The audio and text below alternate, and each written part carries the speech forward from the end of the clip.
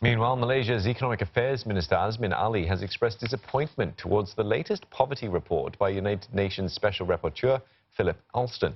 Mr Alston put Malaysia's poverty rate at 15%, much higher than the official figure of 0.4%. The minister slammed Mr Alston's remarks as unacceptable and irresponsible. Our correspondent Melissa Goh has the details. Now, Malaysia says its official poverty rate dropped from 49% in year 1970 to just 0.4% in 2016. Now, in other words, poverty hardly exists in the country, and that's because the national poverty line is set too low at less than $240 per household every month, which means the government expects urban family of 4 surviving on less than $2 a day, and that is impossible, according to the United Nations Special Rapporteur, given today's cost of living. Now, Professor Philip Alston, who's just completed an 11-day visit across 4 states in Malaysia, including the East Malaysian state of Sabah and Sarawak, puts the country's poverty rate at least 15%. The most vulnerable groups, he said, struggling with poverty are the Orang Asli, or the indigenous people, the undocumented workers, the stateless people, including children and refugees and asylum seekers.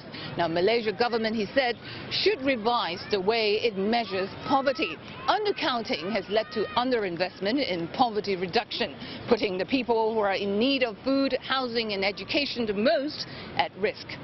No government wants to say, yesterday we told you there was no poverty.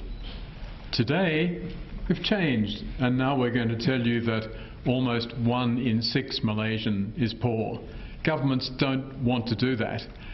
But it's essential for the government to bite the bullet and say, look, high income status is approaching.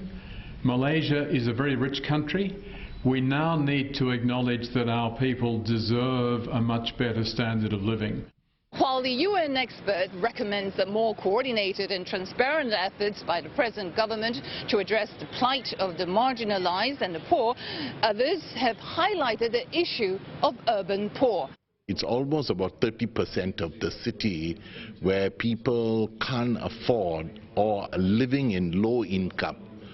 Because the poverty line was put very much low. So if the average income is about 2,000 ringgit and they have 4 or 5 kids, the wife is also working, then the experience of deprivation is quite high. Meanwhile, human rights lawyers said budget constraints is not a good enough reason for the government not to prioritize efforts to fight poverty, although the government is now settled with over 1 trillion ringgit of national debt. Some of these concerns, if they are left undealt with, they will fester. And they will have a greater cost down the road than if we address it now. Now, the poverty report on Malaysia, together with its conclusions and recommendations, will be submitted to the Human Rights Council in Geneva in June 2020. Melissa Goh, CNA, Kuala Lumpur.